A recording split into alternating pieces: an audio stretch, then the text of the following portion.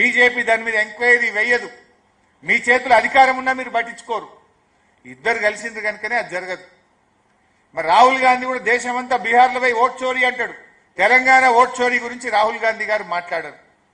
అంటే ఇలా బీజేపీ కాంగ్రెస్లు తెలంగాణలో రెండు కలిసి ఉన్నాయి. ఇక్కడ ఇప్పుడు అసదుద్దీన్ ఓవైసీ గారు పోయి బీహార్లో ఆయన ఎన్నికల్లో నిలబడితే ఇదే కాంగ్రెస్ నాయకులు షబ్బీర్ అలీ గారు ఏమంటున్నారు, ఓవైసీ గారిని ఏ बीजेपी का बी टीम है अंटाడు.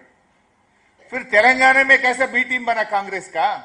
बिहार में बीजेपी का बी टीम, तेलंगाना में कांग्रेस का बी टीम. एक ही पार्टी एक ही इलेक्शन में वहां बीजेपी का बी टीम कैसा बनता या कांग्रेस का बी टीम कैसा बनता?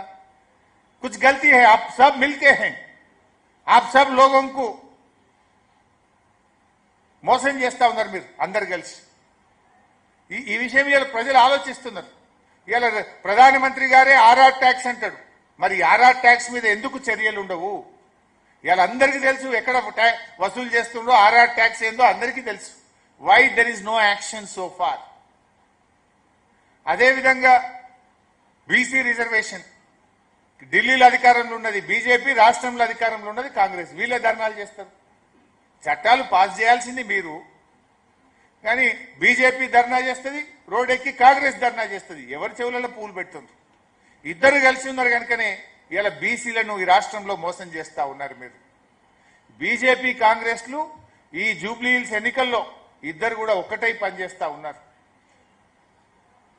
ముఖ్యంగా ఈరోజు రేవంత్ రెడ్డి గారు हमारे मुसलमानों का भी बेइज्जती करा.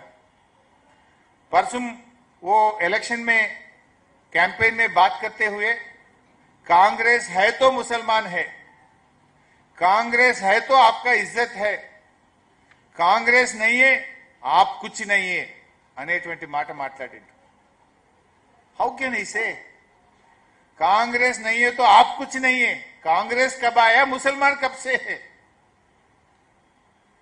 इनफैक्ट आजादी के लिए पहले लड़ा हुआ सो जमाते उलमा हिंद, कांग्रेस जब पैदा भी नहीं हुआ, जब जमाते उलमा हिंद ने आजादी के लिए लड़ा है तब कांग्रेस है भी नहीं, कांग्रेस का पैदाश भी नहीं हुआ.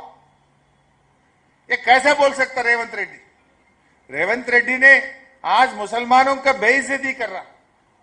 मैं रेवंत रेड्डी से डिमांड करना चाहता हूं, वो पूरे मुसलमानों से माफी मांगना चाहिए, बेशक से माफी मांगना चाहिए. आज मुसलमानों का आप बेइज्जती करे हैं, ये आप ब्लैकमेल करने का कोशिश कर रहे मुसलमानों के साथ. आप क्या करा मुसलमानों के लिए? 4000 करोड़ रुपया बजट देते बोले, दिए क्या? 1000 करोड़ रुपया नौजवान बच्चे के लिए देते बोले, 1 रुपया दिए क्या? इमाम मौसम का तनख्वाह बढ़ाते बोले, 1 रुपया बढ़ाए क्या? तो करा क्या? कुछ नहीं करा. 2 साल में मुसलमानों के लिए आप करे सो कुछ भी नहीं है.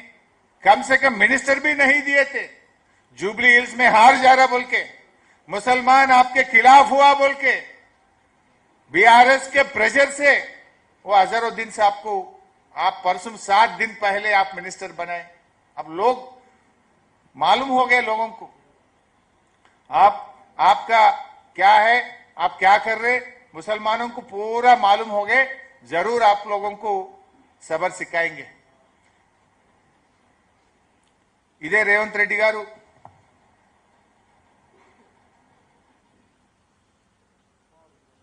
గతంలో రామరెడ్డి వెంకటరెడ్డి గారు పాలేరులో చనిపోయారు. అప్పుడు తుమ్మల నాగేశ్వరరావు గారు బీఆర్ఎస్ అభ్యర్థిగా పోటీలో ఉన్నారు. ఆనాడు రేవంత్ రెడ్డి గారు పాలేరుకు వచ్చి ఒక మహిళ రామరెడ్డి వెంకటరెడ్డి గారి సతీమణి సుచరితారెడ్డి గారు పోటీ చేస్తుంటే బీఆర్ఎస్ పార్టీ 4-5 మంత్రులు వచ్చి పనిచేస్తున్నారు, ఇంతమంది మంత్రులు అవసరమా అని మాట్లాడిండు. ఇది రండ రాజకీయమో అని మాట్లాడిండు. మరి నువ్వు చేసేది ఏందా రేవంత్ రెడ్డి?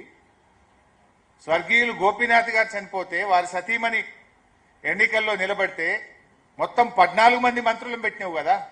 నువ్వు 7 రోజులు మోకాళ్ళ మీద పాదయాత్రలు చేస్తున్నావు కదా, గల్లీ గల్లీ తిరుగుతున్నావు కదా, పోలీసులను విచ్చలవిడిగా వాడుతున్నావు కదా. మరి నీ రాజకీయం ఏంది అని నేను అడుగుతా ఉన్నా.